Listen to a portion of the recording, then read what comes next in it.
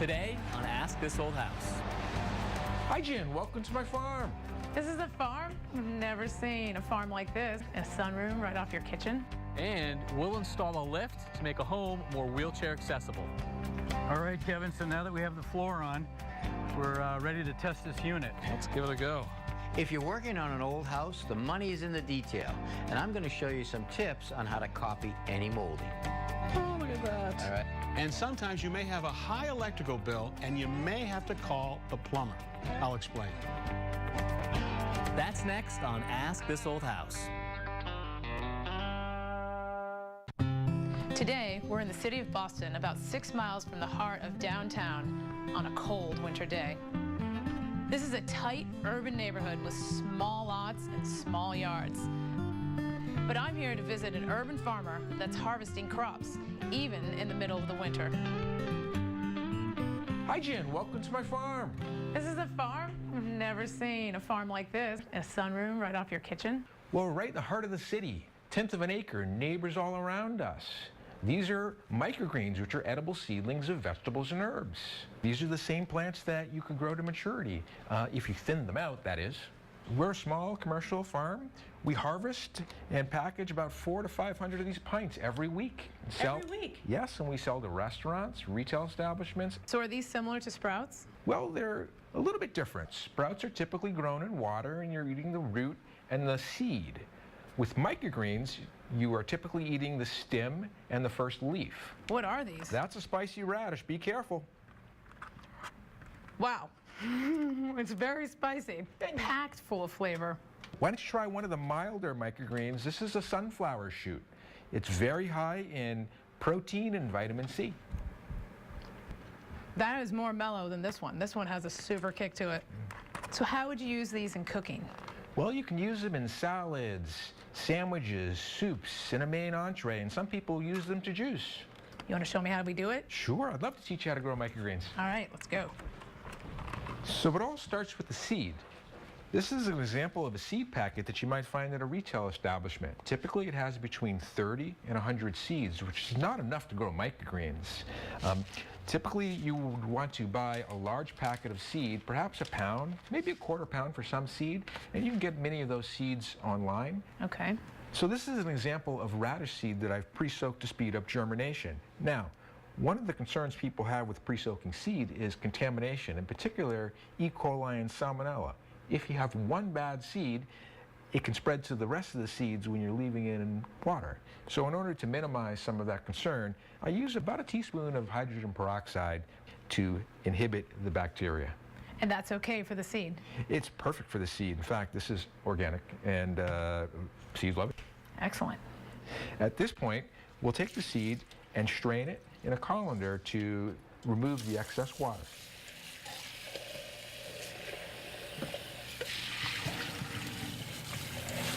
Some of those seeds look like they're starting to pop open. That's correct. It doesn't take long for the radish seed to sprout. So I rinse the seed, let it drain a little bit, and at this point, the seed is ready to be planted. All right, let's do it. So the great thing about microgreens is they're great for apartment dwellers, they're great for kids, and you don't even need a specialized container to grow them. It's as simple as using a strawberry container.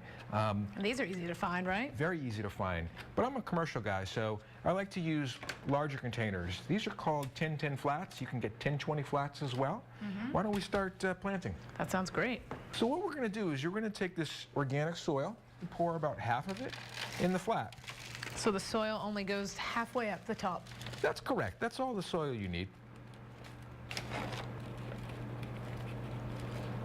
Okay, at this point, it's a good idea to take an excess container, about the same size as the container in which you're trying to grow in, and just push the soil down evenly. And you want a nice even surface for germinating the seed. Now, before we do any planting, we want to water the soil.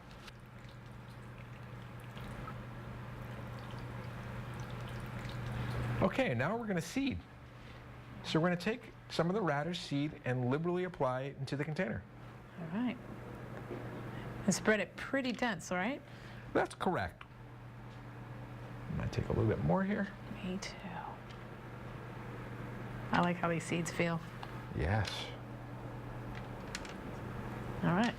So at this point, once the seeds have been distributed into the soil, I like to take a spray bottle of water and just spritz the seed to make sure that the seed has contact with the soil. So these seeds don't require being buried by the soil? No, you just put the seed on top of the soil, give it a nice spritz, and then what you can do is take a cover, put it over the seeds, and then put the entire container in a nice warm space to germinate. All right. So this is a radish seed that has been grown in the dark for 3 or 4 days, and it started to germinate. Okay, but why is it so yellow? Well, it's yellow because the chlorophyll hasn't filled in. When we introduce this plant to the light, photosynthesis will start to occur. Okay. Now this is a radish that's been growing for 5 days, and you can see that the stem has started to elongate and the leaf has started to grow. Same seed, same plant, just a little sunlight. That's correct. All right. Finally, at 7 days, we have a radish, and at this point, it's really ready to harvest. That is beautiful. Let's do some snipping. Can we cut it? Sure. All right. I'll let you do it, Jen. All right. So it's important to sterilize any scissors you're using to cut your microgreens. Okay. When you're cutting, just make sure you're not pulling up any soil with the microgreen. Okay. Look at those beauties. So how should we store these? Well, if you don't use them right away, you can certainly put them in the refrigerator, keep them dry, and they should keep for a week. So they'll last in the fridge for a week. That's correct. Excellent. And with this, I know you probably can't use this soil again. What would you do with it? Well, what I do is I compost this excess soil, but you can reuse the container. Excellent. Thank you so much for having me here today. Thank you. All right, I cannot believe that guy gets 500 of those little containers out of that every week. It only takes 10 days, and you grow another round. So if you're doing it yourself, though, I mean, they're kind of small, right? I mean, this is very dainty. Is it even worth the effort? They're packed with nutrients. Try one leaf. This is arugula. Why are they so packed with nutrients as opposed to just a full-size plant? It's the first leaf that pushes out. Wait, 2 seconds. Feel the flavor? I do. My mouth is on fire. What does that taste like? It tastes like arugula. I know, it's pretty intense. Wow. Try this one. This is corn. Corn, huh? Yeah. All right. Really sweet when you eat it. Well, they do have different flavors. I'll give you that. There's no doubt about it. Once you get down to the stem, the meaty bit, corn strikes. The great thing is you can get them all year long. So you add them to a salad, a sandwich, anything like that. It's true. And you could put it in a saute, you could put it in eggs, packed full of flavor, plus you get your nutrients. All right, I like it. Good story. Very tasty. Thank you, Jen.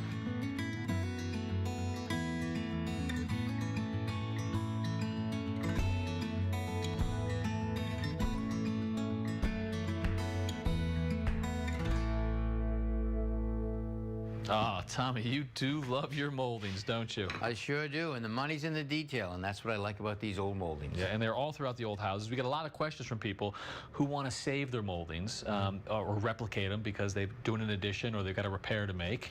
Well, surprisingly enough, there's still a lot of the moldings that are similar that you can buy in a home center or a lumberyard. The profile might not match exactly. All right. So I guess you could probably pop a piece off and bring it down to a specialty lumberyard and see if they got a replacement piece. You don't always want to pop it off, though. No, sometimes you don't want to prop it off, sometimes you just can't. So if you take a profile jig like this, all right, and you take it, the molding, while it's on the wall, and you push it into the molding. Oh, look at that. All right, it'll make an exact duplicate of that molding. Sure. Now you can trace it, put it on a piece of paper, and take it to a local mill shop if you're fortunate enough to have one. We've got one here, Yeah, actually. so let's look in this book, and I bet you we can find a molding that's pretty close to this. There's a number All right. right here. Try this guy, 3896. All right, there it is. All right, so that's a perfect detail right there. Right. Now, if they don't have one in their catalog that they stock, they can make a molding up for you with a custom knife, but you'll have to pay for that custom knife. Right, and it's literally a piece of steel that has this profile designed to cut wood when it spins and goes through the machine. Right. Now, I have a machine that I keep on the site all the time because we're always trying to make custom moldings and match them. So by having a custom knife, you can make any species, you can run any amount that you want, and you'll have that knife for a long time. So go to the home center, see what they have in stock. If not there, a specialty lumberyard, see what they have in stock. Yep. And if you can't do that, you may end up having to make something custom. But like you say, The money's in the details. Exactly right. All right, good tips. Richard, we have a question from Ann in Massachusetts who's got a high electric bill. Now, stay with me here because I know you're not the electrician, but she also thinks she hears her well pump coming on more frequently, and she's wondering if the two are related. Well, I would imagine they are. With a well system, if every time you open up the faucet, you don't want this pump to come on and off because it's going to make the pump go south in a short order, and it's going to be the symptom that Ann talks about. How do these systems work? Let's take you through it. So you've got water under the ground, and it's going to be 50 feet down. It could be 500 feet down. At the bottom of it, you've got a foot valve down here with a little strainer and a check valve, and that tries to keep water in this pipe that comes up through the wellhead and comes to this pump. Now, this pump sits and listens to one thing. A pressure switch right here. You might ask it to be 50 pounds of pressure. Now, every time, if you only had that rig, every time you open up a faucet, you get what Ann has, which means pump be on and pump be off. Okay, and so you're saying this thing sits in the house? That's right. It sits in the basement, but they also make submersibles like this. This is a pump that sits down at the very bottom of the well and puts this pumping mechanism instead of in the house, but down at the bottom of the well. So this will push the water up, whereas this will pull it through the well. So, to get around that thing coming on and off, we've been chasing it for years. In the earliest stage, you'd have a galvanized tank like this. Now, you look at a tank like this and you say, oh, it must be that the pump's going to push in here and we're just going to come out through the top. Right. But you're really using this tank to store some water and to sort of to compress air. Now, you fill it up, here's air, and the water comes up here and it's pushing this air and it's building up the pressure in here. So now it would shut off at 50 or 60 pounds pressure. Right. Now when you open up that faucet, she turns that on. that air is going to push back against the water and push it out through the faucet, thereby leaving that pump off. So this is now doing the pump's job. It's actually getting storage, which used to be in the ground, and giving us pressure. Right. But over time, what happened with these old tanks was the water and air would interface, and the water would absorb the air. H2O would take the O. And what, you lose your charge? That's right. So now we become waterlogged, you'd be right back to where you were. So there's always an air fitting right here, and you try to recharge it. In the 50s or the 60s, they invented these type of tanks right here. Now, there'd be a tank maybe this size, but what's inside, no longer could the air and water directly touch. You'd see the air fitting here, and the air was sitting here behind a neoprene bladder. The pump would come on, it would compress this way, and then the same thing would happen when the pump shut off, it would just go the other way. So same idea, and so long as you didn't have the water and the air touch, you wouldn't lose that charge. That's right. And then the same thing happens with these are the fiberglass versions that have a bladder or a balloon inside, and it really does the same thing. The water's trying to compress the air. All right, so I understand how it works, but I still have to get back to Ann. What do you think is wrong with Ann's system? The good news is I think her pump is fine. I think she's got water in the well, but she's either got an old tank like this that is now fully saturated, going right back to the early days, or if she's got either of these two tanks, the bladder is either failed or leaked, or the balloon has failed. And because of that, now she's turning on a faucet. This is running way more than it should, running up her electricity bill. Absolutely. Well, I'm going to call her, tell her. You're going to be the smarty pants. Well, absolutely. All right. Good. Thank you, Richard.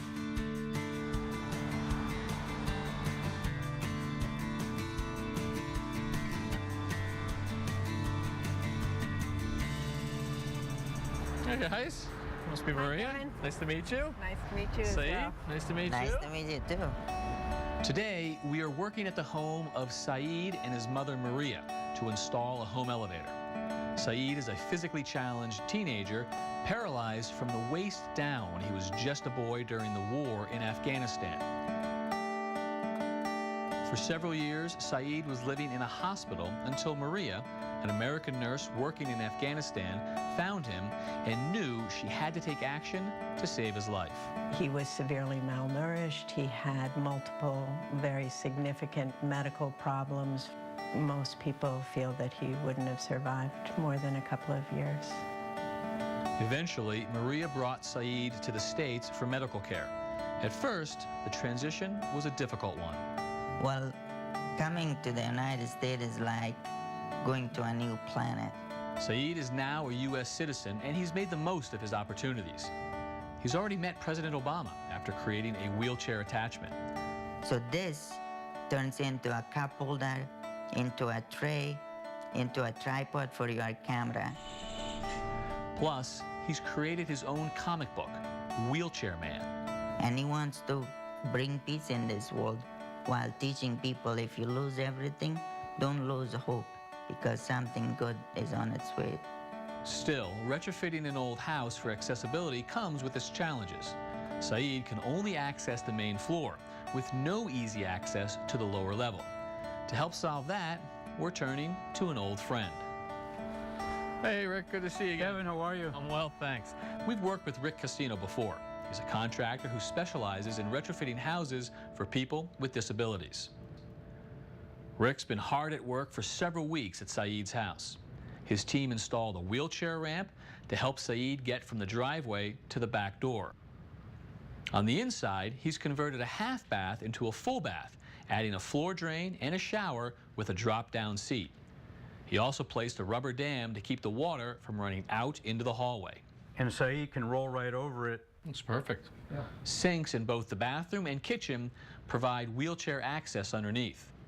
A side-mounted kitchen faucet is easy for Saeed to operate.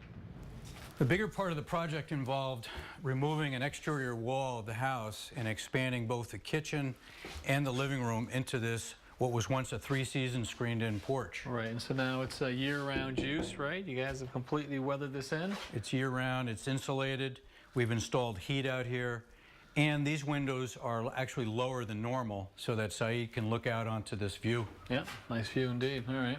And this all leads to this elevator door, which will be the future lift that we're going to put in. And the main reason why we're here, so will you show me this project? I would love to. So our biggest challenge whenever we're looking for a location for a lift or an elevator is where to put it. Our first option would have been to put it inside the house, but we couldn't find a suitable space for it. How much space do you need? About a 6-foot square area. Okay. So our second option is to locate it out here. So this is obviously your work here, right? We've got a door up there on the upper level, and you guys poured this pad down here on the lower level? We did. This is a solid concrete pad, and it acts as the footing for the first section of our lift, which is right here. Look at all the stuff going on in there. Yep, this is the tower section, and it has all of the components, the hydraulics, the controller, the guts of the piece of equipment is right here. So we put that in first. We put a second section on top to get to the right height, and then a platform which will carry the homeowner from this bottom landing all the way up to the top. So are you saying that instead of sort of that hydraulic piston being underneath the platform, pushing it up, this thing kind of hangs off the side? Exactly. It's like a forklift, so it's cantilevered, and it raises and lowers the platform as needed. So this goes where on this pad? It goes right here. And it's pretty heavy, so we hoist it with a chain pull and get it situated in place.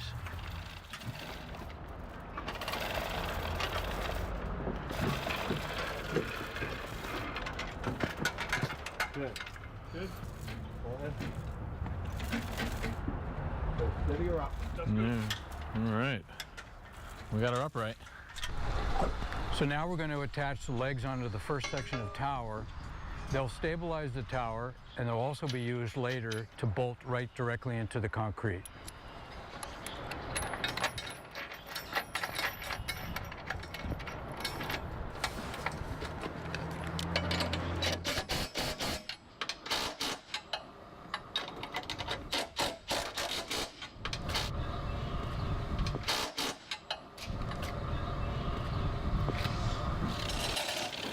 So the second section of the tower is now being hoisted up. We're going to pull it right up and put it on the first section of the tower. So same process, just hook the chain to it. We're going to hoist it in? Same thing. Coming down.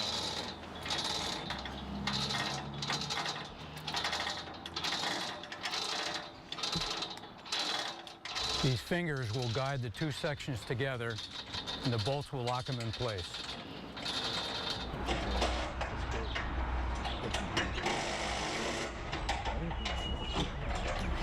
In order for the hydraulics to work, we've got to fill the reservoir with 2.5 gallons of transmission fluid. Now we're going to lift the platform base and put it on top of the legs. This is essentially the forks of your forklift analogy? Exactly. Okay.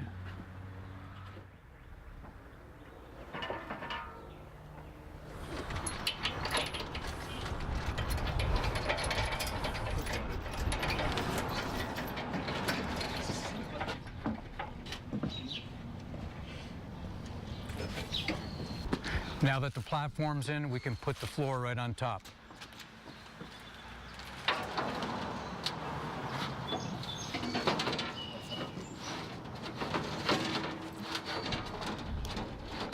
All right, Kevin, so now that we have the floor on, we're ready to test this unit. Let's give it a go.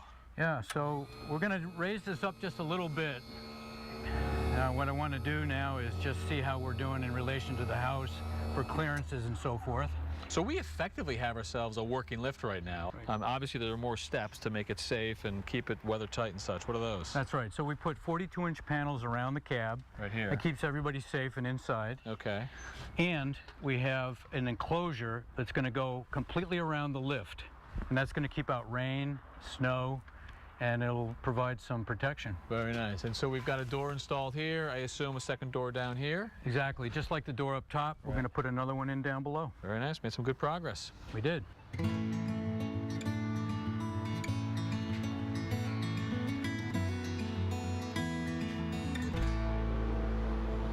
So Saeed, the lift is finished, and we're going to show you how to operate it.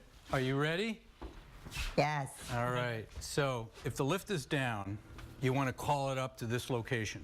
This door will not open until the lift gets to this level? It will not open. And once it's here, you can open the door. It automatically releases the strike. Nice. And then you can go in. So once you're in, you want to make sure that the door is securely closed, and then you have to press one of two buttons. One is down, and 2 is back up. Are you ready? I am ready. Okay.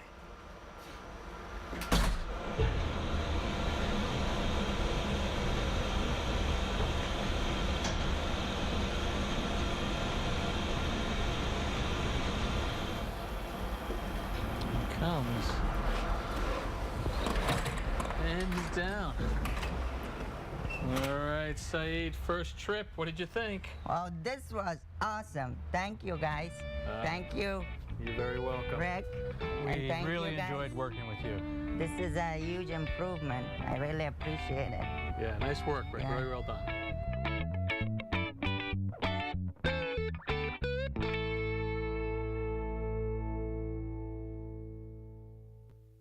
Next time on Ask This Old House. Looking for a place to do your woodworking projects? Well, I'll show you how to turn a one-car garage into a great little shop.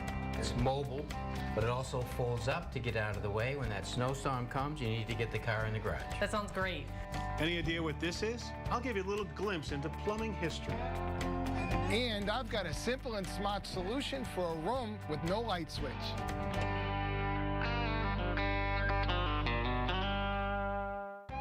Ask This Old House has much more to show you.